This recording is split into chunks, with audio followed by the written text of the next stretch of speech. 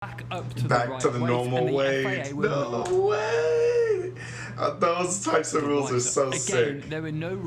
What is going on, guys? It is JJ here, back yet again with another video, and today we're going to take a look. I think this is going to be a video that sort of hops off the Spygate video that we did for F1 when we learned about the 2007 Spygate scandal between McLaren and Ferrari, obviously with McLaren ending up with Ferrari's plans and essentially how the car works, and Lewis Hamilton and Fernando Alonso spilling all the beans, Fernando Alonso trying to get Lewis Hamilton kicked off the team, etc., etc. We're going to take a look at when/how Formula One teams cheat.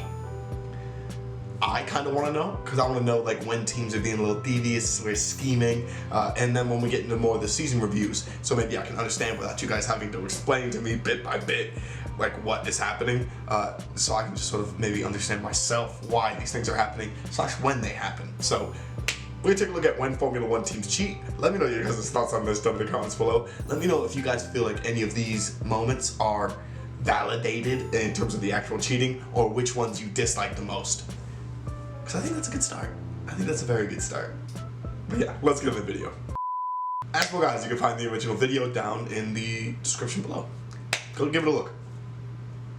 Freezing fuel, flexible front wings and hidden fuel tanks. F1 engineers always find a clever way to push the limits of the rules. Sometimes they get so close to the limit that it could be considered cheating. However, more often than not, they find an ingenious solution to forge new limits for their designs. Here are some of the So it's not F1 teams cheating, it's them circumventing the rules. Rule breakers that you have probably never heard of. F1 engineers are specialists at finding gaps in the rules, places where there is room for innovation, areas where you can gain huge advantages on your rivals. One of the best examples of this genius engineering was in 2011, when Red Bull designed their front wing to bend. Watch this. Along the straight, the wing flexes. Then, when the speed comes off in the braking zone, it pops back up again. This was by design, but why did Red Bull do this? It comes down to ground effect, essentially where you can create downforce by bringing a wing closer to the ground. The wing and the ground work together to trap the air. It works as kind of a Venturi tunnel and accelerates the airflow. This creates a low pressure zone, sucking the wing to the ground. But Red Bull used these huge forces to bend the wing, pulling it even closer to the ground and producing even more downforce. Making the car quicker. Since the dangerous ground effect cars of the 80s, the FIA have done everything they can to stop people pushing this effect to the limits. This is why there are rules that say the wing has to be at least 75mm above the reference plane of the car. They also have a test to make sure the teams aren't making flexible wings to get around this rule. They actually place 200kg weights on the wing and measure the deflection. If it bends too much, it's illegal. Yet Red Bull's wing flexed a lot, but was completely legal, passing all of the FIA's tests. So how did they do it? They actually got the wing to deflect in different ways depending on the type of load. The edges of the wing would... Dude, them men at Red Bull are geniuses. They are geniuses, you know. Scrape on the track through corners, creating massive downforce. But on the straights, when the aero loads were at their highest, the wing would actually twist, reducing wing angle and shedding drag down the straights. Carbon fiber was what made this all possible. It's made up of several layers of woven fibers, which is then cured in a resin to hold it all together. A single layer is stronger in the direction of the fibers, so they can use multiple layers in all different directions to make the component strong in multiple directions. This arrangement of layers is called a layup and is often immensely complicated. But put simply, it can cause the material to deform differently depending on the type of load applied to it. For example, if all of the fibers run at 90 degrees to each other, you can have a panel that bends a bit like steel sheet would. You put weight at one end and it bends normally.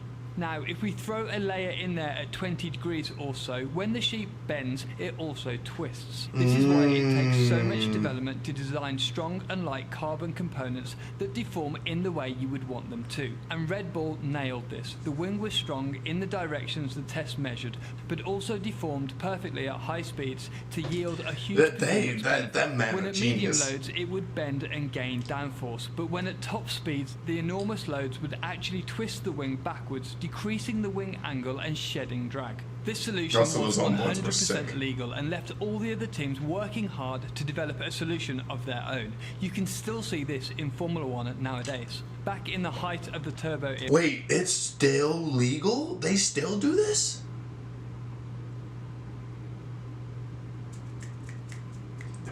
You listen, you find a way around the rules and then you change the rules forever. Refueling of cars throughout the race. They also brought in a limit of a 220-litre fuel tank, making it a real struggle to get to the end of the race with the huge 1,400 horsepower turbo engines. The drivers would have to save a lot of fuel by lifting off the throttle at the end of the straight, which is something no driver wants to do. So the teams realised the only limit was the size of the tank, not how much fuel could go in it.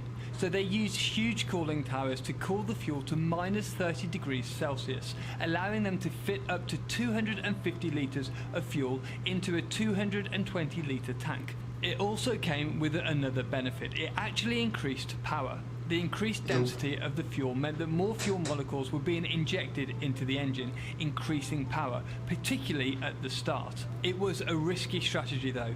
The extreme heat of the engines could cause the fuel to warm up and expand. There actually was a risk of fuel tanks exploding, so the drivers tended to push really hard at the start to reduce this.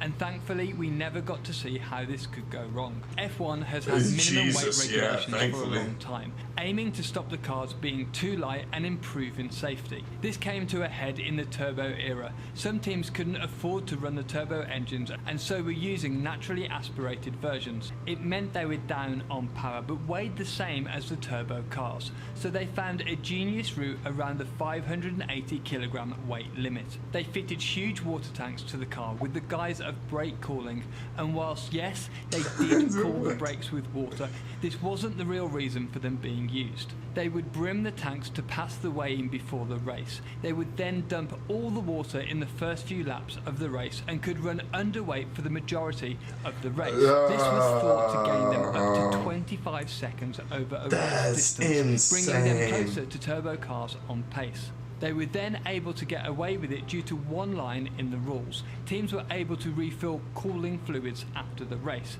This allowed the cars to come back up to the right weight, normal and the weight. FIA would No way!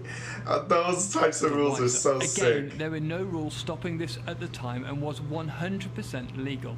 However, as soon as the FIA figured out what was going on, they began weighing the cars in the condition that they finished the race. That put a stop to it, at least until 2005. BAR Honda were caught for a similar thing. They had a secret 6 kilogram fuel tank that would help them meet the minimum weight, but they could also use the fuel during the race.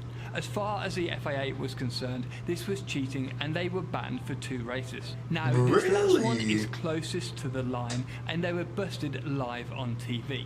We all know starts are incredibly important in F1, and back in the late 90s, some of the teams found a genius way to gain an edge. They figured out how the race starts work. The race director, after checking everything is good to go, triggers the start light sequence. One by one the lights turned on, then all 5 hold for a set period of time and then go out to start the race. However, the teams discovered that the trigger to start the light sequence was a radio signal. After some reverse engineering of the timing, the teams used this signal to play an audible beep in the driver's ear exactly 100 milliseconds before the lights were to go out. This essentially gave the drivers perfect reaction time. The FIA Why? There was no need for that one. Honestly, that one reminds me so much of like Mario Kart when you perfectly time the buzzer and you get the little speed boost at the beginning. That's literally what they did in F1. Wind of this and conducted an absolutely genius. That's literally what they did. It's so nutty. For the 1999 European Grand Prix, all the drivers lined up on the grid for a normal start. but the race director had changed the start sequence, and crucially, without telling the teams. They had inserted a random amount of time between all the lights being lit and the lights going out. The result was perfect. Frentzen, Hakkinen and Coulthard all jumped the start in perfect unison. Busted. We have made several videos about the genius ways F1 engineers have innovated their... What happened then? Like if they busted like 7 or 8 cars, what even happened? What do you then do? Do you just like absolutely like crack down on? I don't even know what they would do. But okay, let me know which one of you guys is. Which one is your favorite? I think it's the water tank one. The water tank one seems so sick to me. But obviously, let me know yours in the comments below. Let me know what other ways you guys think F1 teams have cheated. I know you guys have stories out there. I need to hear them. Let me know them. But yeah, thank you guys so much for watching, and peace.